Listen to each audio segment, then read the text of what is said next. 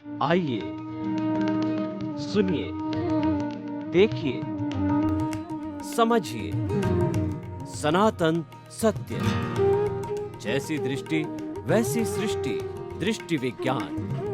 कुदरत, कुदरती रचना एवं कुदरत के कानून से शाश्वत सुख की प्राप्ति। जोधपुर के परम पूज्य महात्मा उपासक प्रोफेसर डॉक्टर सोहन राज तातेड़ के निर्देशन में सनातन सत्य। जैसी दृष्टि वैसी सृष्टि। दृष्टि विज्ञान।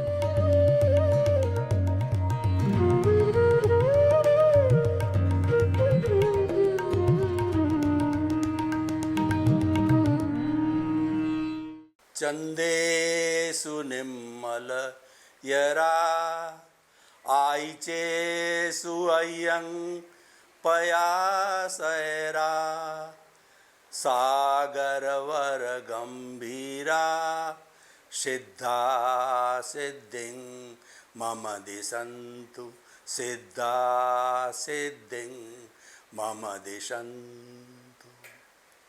मेरे और आप सभी के भीतर विराजमान शुद्ध आत्मा भगवान को नमन प्रणाम। भाइयों और बहनों, मातृशक्ति को नमन। सनातन सत्य यह कार्यक्रम हम आपको क्यों प्रस्तुत करना चाहते हैं, इसके लिए मैं बताना चाहता हूं कि मानव जीवन के अंदर चार चीज़ें अत्यंत दुर्लभ है। मानव जीवन का मिलना, ईश्वर की वाणी सुनने का अवसर मिलना, ईश्वर की वाणी में श्रद्धा होना और ईश्वर की वाणी को आत्मसात करना। और जिसने ये चारों ही प्राप्त कर लिए हैं उसका जीवन सफल है। मानव जीवन दुर्लभ क्यों कहा गया है? क्योंकि मनुष्य ही एक ऐसा प्राणी है जो संपूर्ण ज्ञान को प्राप्त कर सकता है।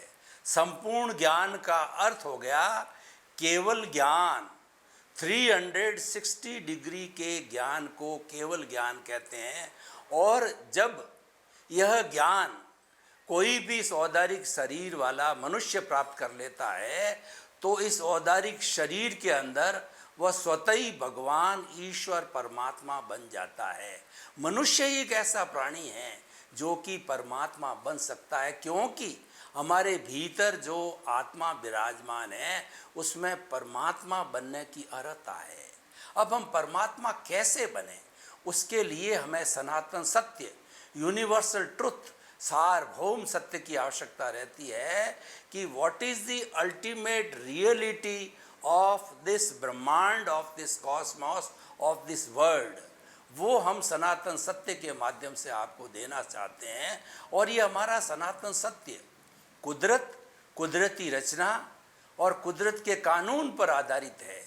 जो सारा ब्रह्मांड है वह कुदरत है। और इस कुदरत के अंदर जो 84 लाख जीवा योनि के प्राणी जो जिनके बर्थ प्लेसेस हैं और आत्मा की संख्या अनंत है, वो उसका सनातन सत्य प्राप्त करके और वो शाश्वत सुख को प्राप्त करते हैं। ऐसा सुख जिसके बाद कभी दुख आता ही नहीं है।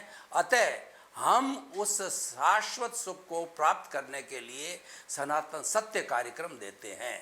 आज का हमारा विषय है आयुष्य कर्म की मीमांसा। आयुष्य कर्म वह कर्म है जो हमको जिंदगी देता है, यानी हमारे जन्म से मृत्यु का बीच का जो स्पान होता है वह आयुष्य कहलाता है। हर एक की जिज्ञासा होगी कि मेरा आयुष्य किस तरीके से बंधन होता है और किस तरीके से इसको सुंदर बनाया जा सकता है। क्यों हर व्यक्ति सुख चाहता है, दुख कोई नहीं चाहता। हर व्यक्ति अच्छा जीवन जीना चाहता है, बढ़िया से बढ़िया जीवन जीना चाहता है, तो वो सारा आयुष्य के अधीन होता है। व्यक्ति को कितना ही बड़ा कार्य करना हो, लेकिन उस आयुष्य के भीतर भीतर कर लिया जाता है तो वह कार्य संपन्न हो जाता है। स्वामी विवेकानंद केवल 36 वर्ष तक जिंदे रहे, क्योंकि ये नियति का योग था। नियति नहीं, उनका आयुष्य कर्म इतना ही था। लेकिन 36 वर्ष में उन्होंने इस चराचर जगत को, इस दुनिया को वो दिया कि 150 वर्ष तो हमने उनकी जन्म शताब्दियाँ मना दी है, और न मालूम आगे आने वाले समय में हमारी जनरेशन जो है कितनी शताब्दियाँ मनाएगा। ऐसा ठोस ज्ञान दिया, ऐसा आत्मविज्ञान दिया, ऐसा सनातन सत्य दिया कि वह कभी बदलता नहीं। सनातन सत्य भूत भविष्य वर्तमान में कभी नहीं बदलता है, क्योंकि यह कुदरती रचना और कुदरत के कानून से जुड़ा हुआ होता है। और हम सनातन सत्य आपको क्यों देना चाहते हैं? इसीलिए देना चाहते हैं कि आपको शाश्वत सुख मिले, या उसकी नींव लग जावे, आने वाले जन्मों में आपको शाश्वत सुख मिले, ताकि आपको किसी दुख का सामना न करना पड़े। तो आयुष्य कर्म की हम बात करते हैं तो ऐसा विधान है कि मैं मान करके चलता हूँ, विद एजम्पशंस। मैथमेटिक्स की कैलकुलेशन विद एजम्पशन की जाती है। तो आयुष्य कर्म के निर्धारण के लिए मैं जो एजम्पशन मानकर चलता हूँ, और देखिए मूल कर्म 8 है। 4 कर्म घाती कर्म है और 4 अघाती कर्म है। घाती कर्म हमारी आत्मा की घात करते हैं, आत्मा का गला घोंटते हैं और आत्मा को मुक्ति की ओर नहीं जाने देते। और 4 जो कर्म हैं जो शरीर से जुड़े हुए हैं, हर बार नया शरीर मिलता है, हर आयुष्य के साथ में नया शरीर मिलता है। नरक गति, तिर्यंज गति, मनुष्य गति, देव गति, एकेंद्रिय, द्वेंद्रिय, त्रियंद्रिय, चतुरेंद्रिय, पंचेंद्रिय, किसी का भी शरीर मिल सकता है। और जो लोग शाश्वत सुख के करीब पहुंच गए होते हैं, उनको मुक्ति मोक्ष सिद्ध शिला भी मिलती है। उसके बाद में कुछ करना शेष नहीं रहता है। शाश्वत सुख में ईश्वर बन करके और वो सिद्ध शिला में भगवान के रूप में विराजमान हो जाते हैं। तो देखिए उन 4 कर्म जो कि शरीर से जुड़े हुए हैं, उसमें से जो है हमारा एक आयुष्य कर्म आता है, वेदनीय आयुष्य, नाम, गोत्र, और जो है वो हमारा वेदनीय कर्म।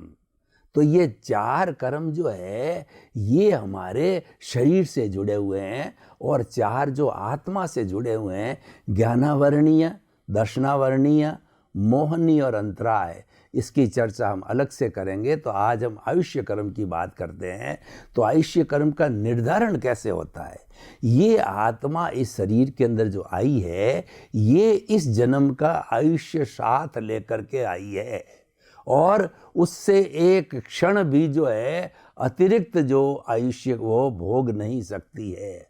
अब देखिए ये तो जो है रहा हमारे इस जन्म का, लेकिन इस जन्म का आयुष्य के बाद अगले जन्म का आयुष्य का जब तक निर्धारण नहीं होगा, तब तक ये आत्मा इस शरीर को छोड़ के जा नहीं सकती। और देखिए कि जो कुदरत का कानून क्या है, सनातन सत्य क्या है, कि जो पिछले जन्म में आयुष्य का निर्धारण कर दिया गया है, उसके समाप्त होते होते नए आयुष्य का निर्धारण होना आवश्यक है। उसके बिना ये आत्मा शरीर छोड़ नहीं सकती। तो उसका विधान क्या?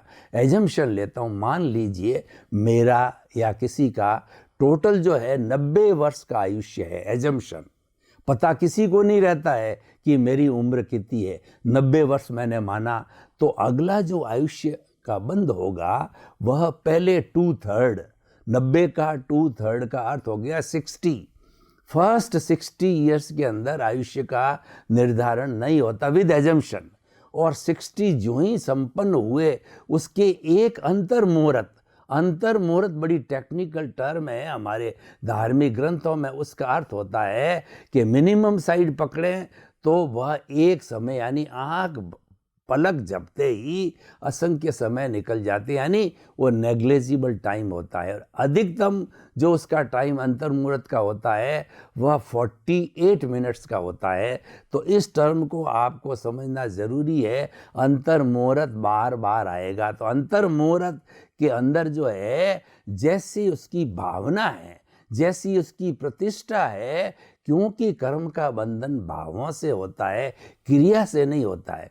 उस समय में जैसे भाव है, जैसे विचार है, जैसा चिंतन है, ये सब जुड़ी हुई चीज़ें हैं, उसके अनुरूप जो है वो आयुष्य का निर्धारण हो जाता है। नरक गति, तिर्यंज गति, मनुष्य गति, देव गति, एकेंद्रिय, द्वेंद्रिय, त्रियेंद्रिय, चतुरेंद्रिय, पंचेंद्रिय, जैसा जैसा हमारे भाव होते हैं वैसा आयुष्य का निर्धारण हो जाता है। अब मान लीजिए यहाँ पर दो परंपरा आती है। एक परंपरा ये मानती है कि एक बार आयुष्य का निर्धारण फिक्स हो गया तो उसके बाद के अंदर फिर वह कर्म तो 8 में से अलग हो गया, यानी आयुष्य वह फिक्स होगा, फिर दूसरी बार आयुष्य के निर्धारण की आवश्यकता नहीं रहती है, क्योंकि आयुष्य कर्म 8 कर्म में से एक ही ऐसा कर्म है जो कि एक बार ही बंधन होता है, एक बार ही जो है शरीर या आत्मा के साथ, कार्बन शरीर के साथ बनता है।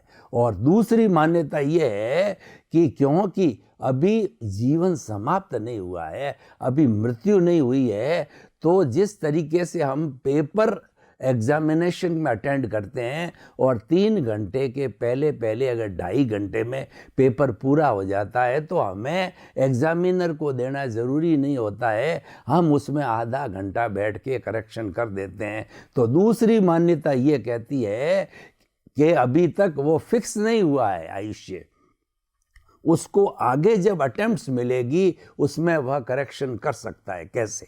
देखिए कि अब ये 60 इयर्स तो निकल गए, उसके बाद में 30 इयर्स को मानिए तो 30 इयर्स का 2 हिस्सा, मतलब 20 साल बाद 60 + 20 80 वर्ष संपन्नता पर जो फिर अंतर मुहूर्त के अंदर जैसे जैसे हमारे भाव, विचार, चिंतन है, उसके जैसी लेशिया है, उसके अनुरूप जो है हमारा जो है वह आयुष्य का निर्धारण हो जाएगा। अब पुराने वाला आयुष्य है उसके अंदर यहाँ करेक्शन दे करके नया बन सकता है। एक मान्यता के अनुसार तो कोई गुंजाइश नहीं है करेक्शन की, वह पक्का बन गया। दूसरी मान्यता के अनुसार हम करेक्शन दे सकते हैं। आगे चल के हम देखेंगे कि मान्यता दोनों अपनी अपनी जगह सही है।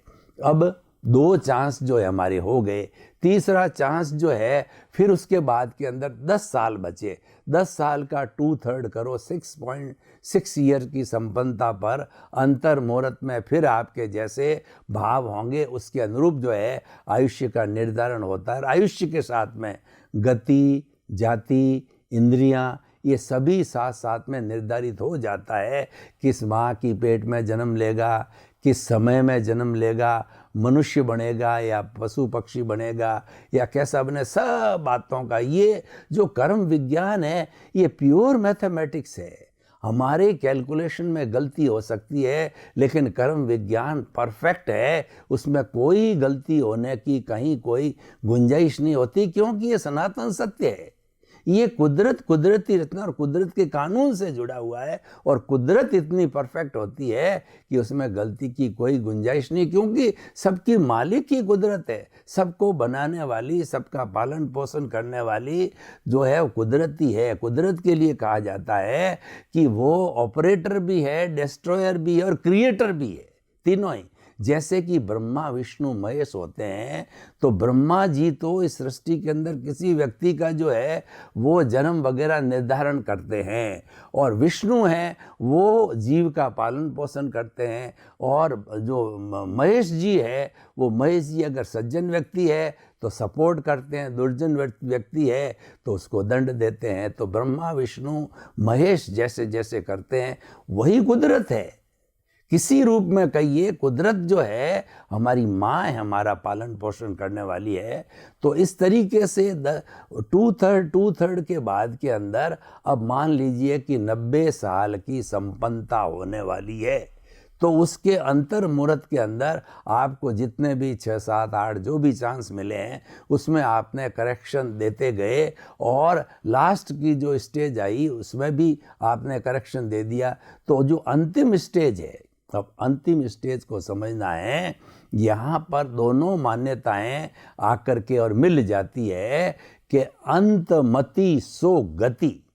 और जो है हमारी धार्मिक ग्रंथों के अंदर बताया गया है कि जो जीव जिस लेशिया में मरता है उसी लेशिया में जन्म लेता है, यानी कि जब मौत आती है तो उसके पहले पहले हर जीव को, दूसरे जीव तो एक्सप्रेस नहीं कर पाते हैं, मनुष्य को धुंधला धुंधला दिखाई देने लग जाता है कि मैं अगले जन्म में मनुष्य बनूंगा कि बिल्ली बनूंगा कि गाय भैंस बनूंगा। उसको धुंधला धुंधला दिखता है अंतर्मुख, क्योंकि एक तो समय कम होता है, दूसरा ये शरीर छोड़ना होता है, और तीसरा इतना धुंधला होता है कि स्पष्ट कुछ दिखाई नहीं देता, उसको अध्ययन करने का समय नहीं मिलता है। तो अंतमति सो गति, और जो जीव जिस लेशिया में मरता है उसी में जन्म लेता है, ये दोनों मान्यता यहाँ आकर के मिल जाती है कि अगला जन्म का उस समय में निर्धारित हो चुका होता है, चाहे करेक्शन दिया हुआ हो या चाहे फर्स्ट सेकंड थर्ड अटेम्प्ट जो भी मिली हो, उसमें पक्का निर्धारण हो गया। तो पक्का निर्धारण होने के बाद में वो लास्ट वाली स्टेज में फाइनल हो जाता है, क्योंकि उस आत्मा को शरीर छोड़ना होता है। तो ये सारा आयुष्य कर्म का जो है निर्धारण के संबंधी है। अब हम थोड़ी चर्चा करेंगे कि आयुष्य जो बंधता है, चाहे करेक्शन देकर के बंधो, चाहे एक बार में बंधो, तो उस वक्त में भाव से क्या अर्थ है। देखिए कि हम 4 गति मानते हैं, एक तो नरक गति, एक तिर्यंच गति, एक मनुष्य गति और देव गति। नारकी के अंदर दुख ही दुख है, इतनी ठंडक कि -50 डिग्री, इतनी गर्मी के -150 डिग्री, यानी उबलने लग जाए तो वो उबलते हैं। जो नारकी के जीव होते हैं वो उबलते हैं, या कुछ नारकियों में इतनी ठंड है कि व्यक्ति तो मर जावे, वो टॉलरेट ही नहीं कर सकता है, यानी दुख ही दुख है। और नारकी के जीव जो है वो कपूर की तरह उनकी बॉडी होती, तो एक दूसरे को जो है नौचते रहते हैं। हमारे यहाँ भी कई देखा कि लोग नारकी के जीवन जीते हैं। आदिवासी, मैं किसी की निंदा नहीं करता हूँ, आदिवासी है या कम पढ़े लिखे लोग हैं, गंवारू लोग हैं, तो वो क्या नारकीय जीवन जीते हैं, तो आपस में लड़ते हैं, मारते हैं, पीटते हैं। उनमें क्या है कि कोई मानवता या सभ्यता नाम की चीज़ नहीं। जंगली लोग, जिनको जंगली लोग माना करता है, बिना कोई निंदा किए हुए मैं बताता हूँ कि वो लोग जिस तरीके से लड़ते हैं, तो हम कहते हैं ये नारकी का जीवन है। हमारे घरों में भी अगर प्रतिदिन, जिस दिन हस्बैंड वाइफ में या फैमिली मेम्बर्स के बीच के अंदर कलह होती रहती हमेशा, तो हम कहते हैं नारकी का जीवन जी रहे हैं। और जहाँ दुख ही दुख है, घर के अंदर पैसे का अभाव, रोटी का अभाव, और बीमारी आ जाती है, कलह हो जाती है, परेशानी होती है, वो क्या है, ये नारकी का जीव है। बेचारे जितने भी ये बेगर्स है, भिखारी, और कोई उसमें से लूले हैं, लंगड़े हैं, उनकी गंदगी होती है, बीमारी होती है, खाने को नहीं है, मांगते हैं, ये क्या है, ये नारकी का जीवन है। वो सब कुछ यहीं दिखाई देता है।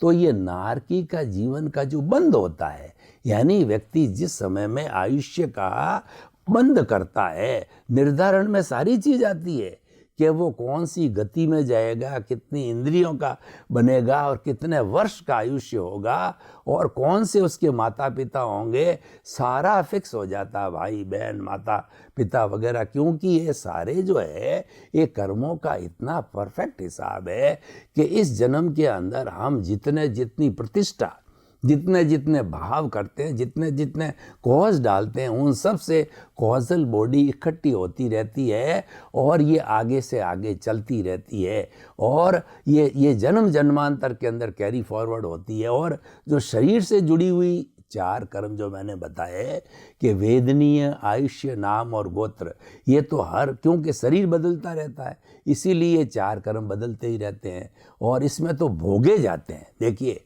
कर्मों का बड़ा हिसाब है कि 4 अघाती कर्म तो भोगे जाते हैं, और हर शरीर के अलग अलग अघाती कर्म होता है। कल बिल्ली का शरीर होता है, बिल्ली की वेदना अलग होती है, और बिल्ली का खाना पीना सब कुछ अलग होता है। एक मनुष्य होता है तो मनुष्य की वेदना अलग होती है, आयुष्य अलग होता है, गोत्र अलग होता है, और लाइक दैट। इसीलिए ये तो हिसाब है, ये हिसाब तो इस शरीर का होता है, ये शरीर पूरा कर देता है। लेकिन जो ब्रॉड फॉरवर्ड होने की बात है, जो मुक्ति की बात है, और इस चेतना को जिस शरीर से बंधे हुए रहना होता है, चाहे अगला शरीर आए फिर अगला शरीर आवे, तो बंधे रहने वाले जो कर्म है वो घाती कर्म है, वो है ज्ञानावर्णीय, दर्शनावर्णीय, मौनी और अंतराय कर्म है। ये अलग अलग विषय है।